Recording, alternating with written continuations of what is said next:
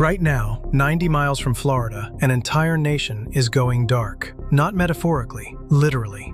Cuba has spent months cycling through blackouts that stretch up to 20 hours a day. The power grid is collapsing. Venezuelan oil, the lifeline that kept the lights on for over a decade, has been cut to almost nothing. Fuel queues stretch for weeks. Hospitals are struggling to function. And the government that has held this island for 67 years is facing something it has never faced before, a crisis with no backup plan and no patron left to call. And Washington knows it, because Washington helped engineer it. This isn't speculation. The sanctions tightened. The oil flows were targeted. Venezuela was neutralized. And Donald Trump has now said openly, in front of cameras, that he could take Cuba, that he would be honored to be the president that does it. Marco Rubio, the son of Cuban exiles, the man now running U.S. foreign policy, has spent his entire career pointing toward this moment. So the question isn't whether the U.S. is applying maximum pressure on Cuba. That's already confirmed.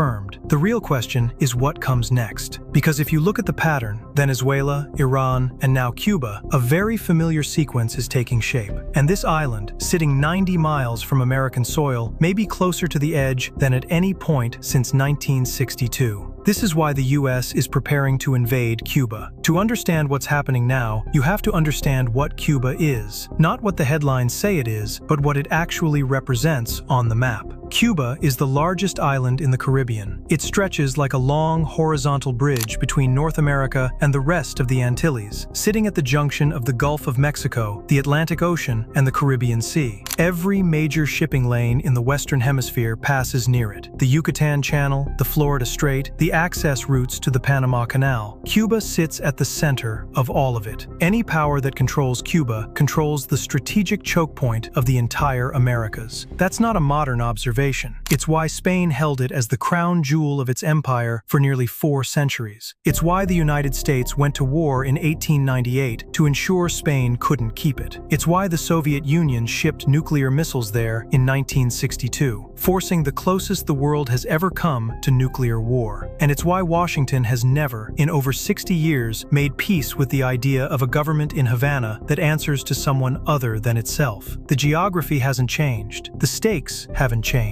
What's changed is the opportunity. The story of U.S.-Cuba relations is really a story about one thing: control. When the Spanish-American War ended in 1898, Cuba became formally independent. But the Platt Amendment, written into Cuba's own constitution, gave the United States the legal right to intervene in Cuban affairs whenever it saw fit. It also locked in the lease of Guantanamo Bay. Cuba entered the 20th century with its own flag, but Washington's hand in its pocket. For the next 50 years, American money shaped the island. U.S. corporations controlled the sugar industry, the utilities, the casinos, and the hotels. Havana became one of the most glamorous cities in the Western Hemisphere, and underneath that glamour, inequality was extreme. The political order was corrupt, and by the 1950s, a U.S.-backed dictator named Fulgencio Batista was running the country with a secret police force that tortured and executed thousands of Cubans, while American businesses counted their profits.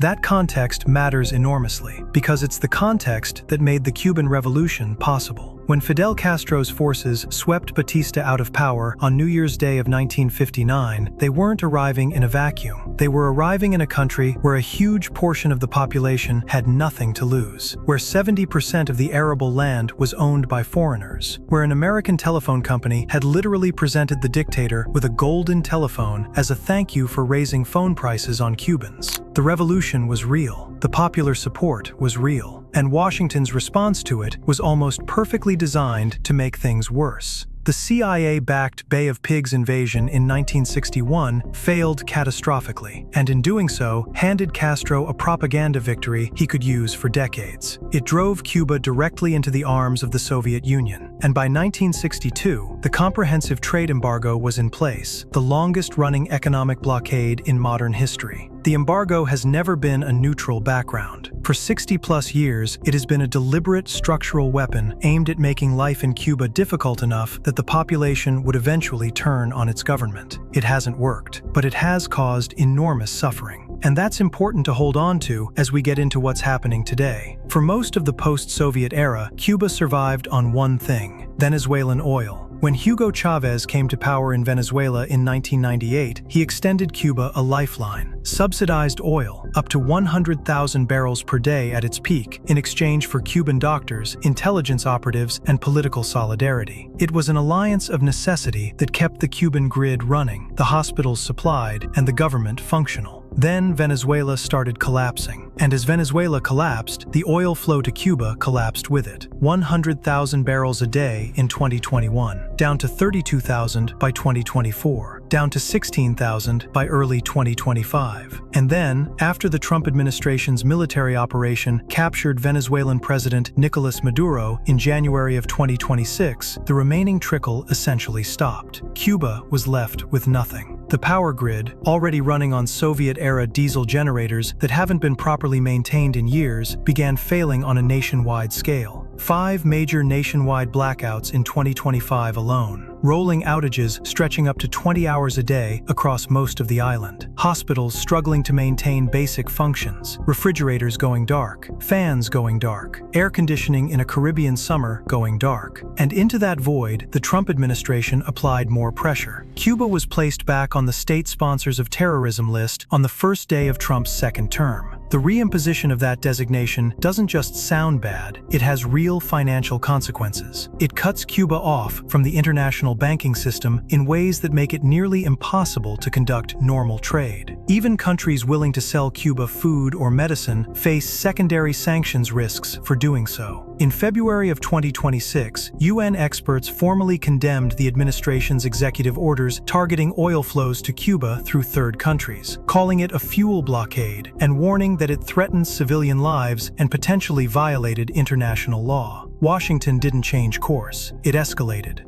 Now here's where things get serious. After the Venezuela operation, the US military had already demonstrated something unprecedented, that this administration was willing to use direct force to remove a sitting head of state in the Western Hemisphere. Maduro was extracted in a special forces raid. The justification was narcotics. The real outcome was regime change. Cuba was watching, and so was the rest of Latin America. Within hours of the Maduro operation, Trump and Rubio were in front of cameras talking about Cuba. Rubio said it directly. Cuba is a disaster. It has no economy. It is in total collapse. And then, ominously, people in Havana should be at least a little concerned. Trump went further. He said Cuba is a failing nation. He said the administration would end up talking about it. He used the same framing he used about Venezuela before that operation began. And then he said he could take Cuba, that he would be honored to do it. That language is not a throwaway line. When a president with a track record of following through on exactly this kind of statement says he could take a country that is already being subjected to what the UN is describing as a blockade, you take it seriously. The military assets are already in the region. The Caribbean naval presence that was assembled for the Venezuela operation hasn't simply disappeared. A naval strike group with amphibious assault capabilities is a floating option that doesn't need to travel far. Cuba sits 90 miles from Florida. From a purely logistical standpoint, an operation there would be significantly simpler than the Venezuela raid. And the Cuban military, while historically structured around guerrilla resistance, is operating in a country where fuel shortages have grounded aircraft, where basic maintenance has become difficult, and where the population is exhausted after years of blackouts and hunger. The resistance calculus is different than it was in 1961. The Rubio factor cannot be overstated here. Marco Rubio is the son of Cuban immigrants who fled after the revolution. He grew up in Miami's Cuban-American exile community, a community that has spent over 60 years waiting for the moment the communist government in Havana finally falls. He has spent his entire political career as one of the most hawkish voices in American foreign policy on Cuba specifically, and he is now simultaneously the U.S. Secretary of State and the National Security Advisor, arguably the most powerful combination of foreign policy roles a single person has held since Henry Kissinger. This is not just policy for Rubio, it is personal, it is ideological, it is, by his own accounting, historical. And the Cuban-American community in South Florida, the political force that helped deliver Florida to Trump in 2016 and then voted for him at an even higher rate in 2024, is watching and expecting results. 70% of Cuban Americans in Florida voted for Trump in 2024, higher than the rate among white men. This community has political leverage, and they are using it. When you understand that, the pace and intensity of the Cuba pressure campaign makes complete sense. This isn't bureaucratic foreign policy. This is a personal and political mission with a deadline. So, what does the US actually want?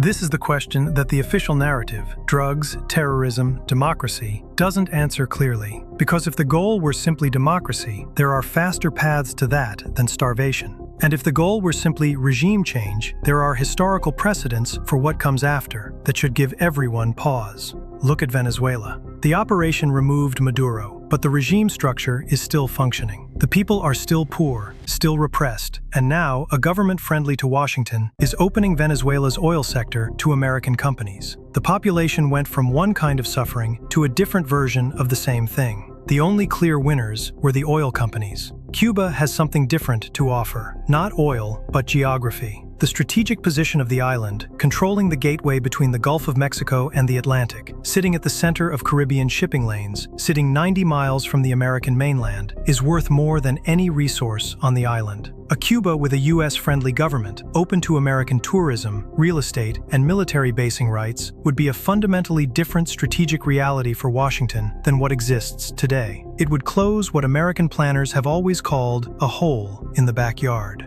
Whether that comes through regime collapse from economic pressure, a special forces operation to remove the leadership, missile strikes on military infrastructure, or something closer to a full military intervention, the end game is the same. A Cuba that no longer represents an independent pole of influence 90 miles from Florida. Here's what should concern everyone watching this. A collapsing Cuba is not automatically a freer Cuba. History is unambiguous on this point. The countries that have been subjected to this kind of maximum pressure campaign, Venezuela, Libya, Iraq, have not emerged as functioning democracies. They have emerged as power vacuums, exploitation opportunities, or puppet states wearing the costume of sovereignty. The population in each case paid the price. The corporations and the military contractors collected the benefit. Cuba has nearly 9 million people on that island right now. 89% of them are living in extreme poverty. They are already suffering, not because of some abstract ideological failure, but because of a combination of genuine mismanagement and 60 years of deliberate external strangulation. Adding a military intervention to that equation does not fix the suffering. It risks making it catastrophic. And there is a deeper irony buried in all of this that nobody in Washington wants to acknowledge. The Cuban Revolution succeeded in the first place precisely because the population was living under an American-backed dictatorship that made life unbearable. The Bay of Pigs failed precisely because Washington underestimated how many Cubans would fight to defend their sovereignty against external intervention, even when they were critical of their own government. The lesson was learned, shelved, and apparently forgotten. Cuba has been preparing for the possibility of an American military intervention for 60 years. Tunnels, coastal defenses, militia networks, a military doctrine built entirely around guerrilla resistance to a superior conventional force. None of that makes intervention impossible, but it makes any assumption of a clean, quick operation dangerously naive.